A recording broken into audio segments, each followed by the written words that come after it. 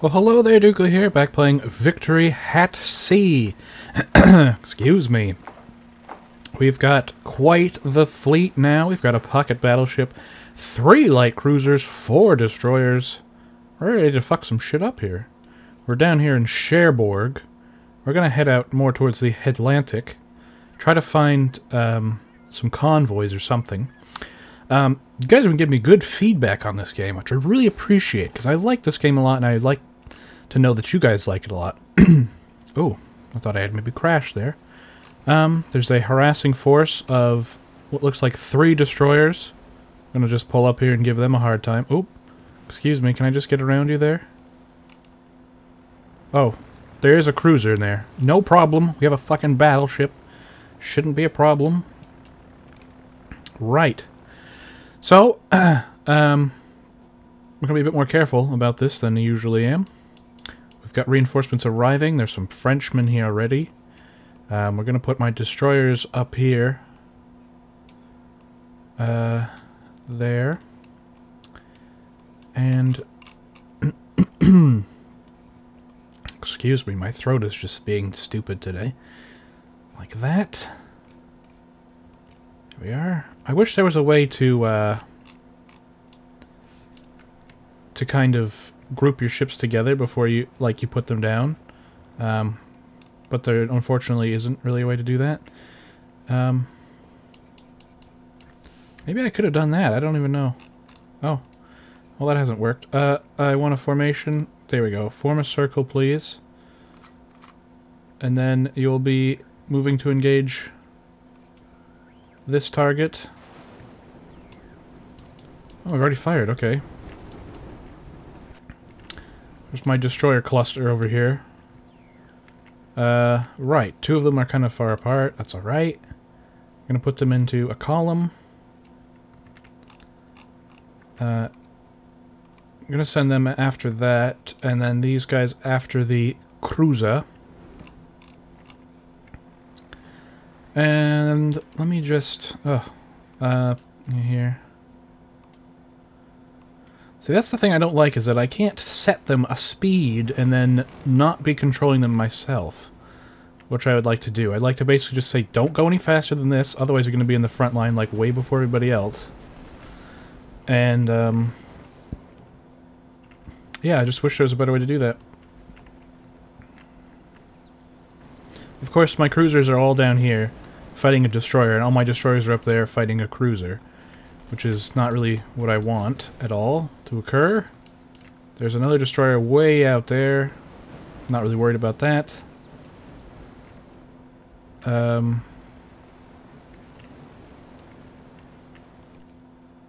Just gonna move my destroyers back here, actually.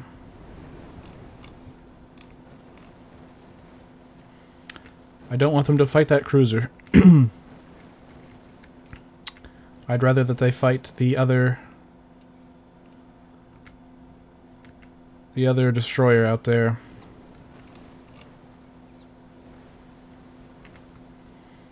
Cool. Okay, well, one of my destroyers is getting hit pretty bad. That's okay, my big ships are coming in.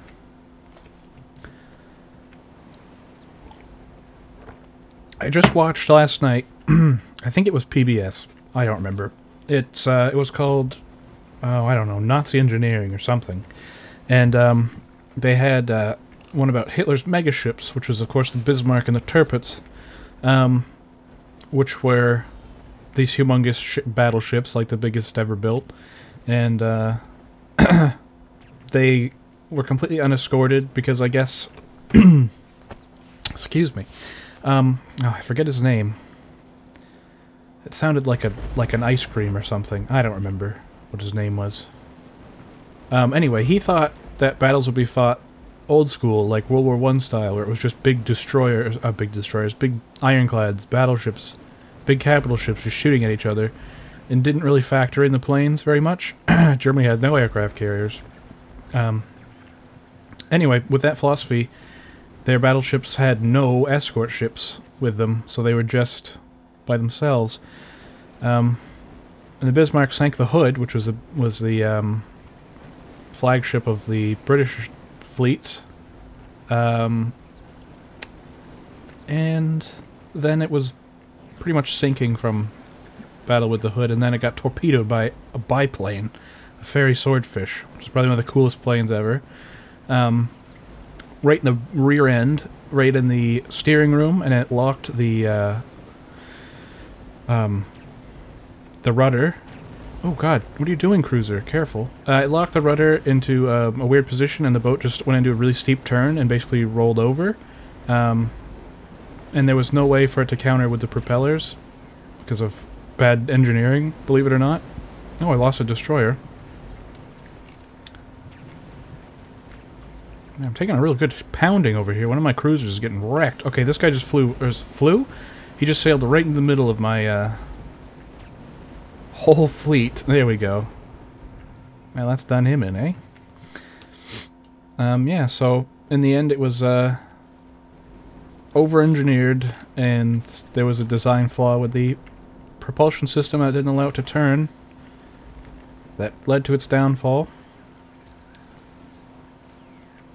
Very interesting. I never really knew a lot about naval stuff on the German-British side. I only knew Pacific War stuff. So it's good to learn those things. I think they're really interesting. We can get the Littorio class battleship, probably Italian. So let's just head back to port to repair our damaged destroyers. We also had one blow up, so we got to replace that too. Ooh, what's this?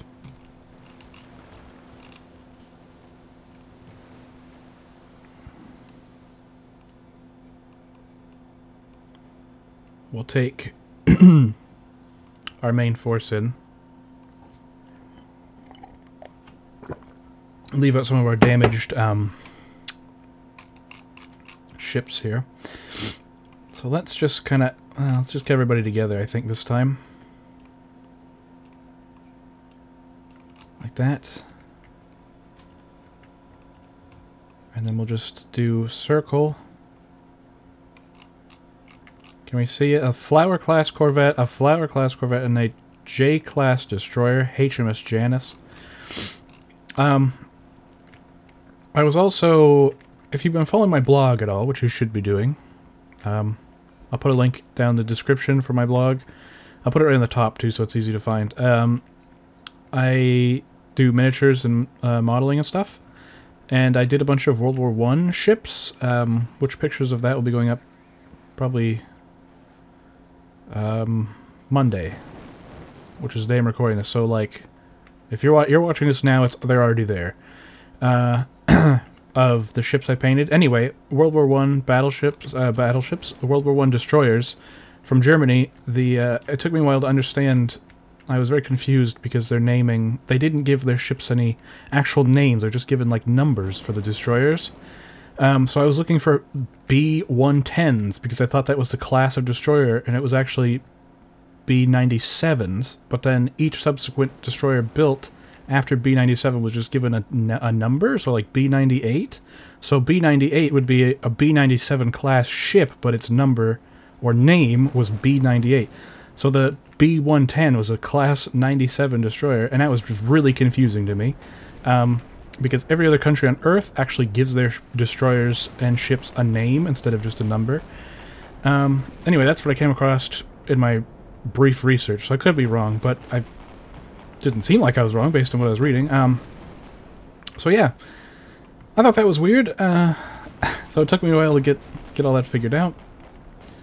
But yeah, and based on the fact that this destroyer here is called Z-41, I imagine they did the same thing in the Second World War with their destroyers. This Flower-class Corvette is actually kind of difficult to hit because it's so small. Excuse me, much indigestion. Alright, come on. Kill it! HMS Dahlia. Why would you, if that was... Oops. If you were this friggin' Corvette captain, and you're sailing like this, and then you look over and you see this, why would you keep sailing towards it? I mean, he's not even in range yet. He hasn't even fired. I've got battleships and cruisers firing away at him here. I mean, Jesus. I like this formation. This seems to be the best way to do it. Just cluster all my ships together. I mean, be awful susceptible to like a torpedo attack. But look how cool it looks. Out of the way, French cargo ship. Come on. Shimmy it. Out of the way, son. Deutschland-class battleship. Pocket Admiral Scheer. I still need a name for the battleship, so if you guys got a name for the battleship, I don't want to call it the Admiral Scheer. That's kind of boring. It needs a cool name. Also, you can still name my cruisers. Man, the battleship's got some range. Amazing. Okay. What's this? Oh, a Flower-class corvette. Great. Oh no, there's a cruiser there, so they must have got some reinforcements in. Oh, beautiful. Look at this. My formation's headed right for their cruiser. Oh, should be a good battle here. We'll let the French guys go for the corvette. Oh, there's no one... Oh, they're dead. Okay, well, we'll have to get them too, I guess. Oh, look at this. Look at this. It's a mighty German Navy. Attacking a Norfolk-class cruiser, HMS Surrey. Oh. Our next ship, we're going to be getting either the Graf Zeppelin or the Admiral Hipper-class heavy cruiser, which is basically a battleship. God, look at the shots this thing is taking. These British cruisers can take a friggin' beating. When I played Royal Navy on the Pacific campaign when I was playing this game before, and their cruisers are tough. But the Japanese ships are really tough too. So maybe we should get a couple Japanese ships just to augment our fleet with. I wonder if the real Germany should have done that too. Japan is very good at building ships. They learned shipbuilding from the British, and their first battleships came from the British during the Russo-Japanese War. Which is a very interesting war. If you have any interest in like military history or anything, read about the Russo-Japanese War, because it is very interesting. And if the foreign countries that were observing that war had actually done a good job of observing it, I think World War I probably would have been avoided, because they would have seen the wholesale slaughter of machine guns and artillery that was the first time they really put to widespread use in a military campaign was in the Russo-Japanese War. So yeah, some more history for you. Learn some shit. Okay, we've got 15,000 Reichsmarks. So let us return to Brest.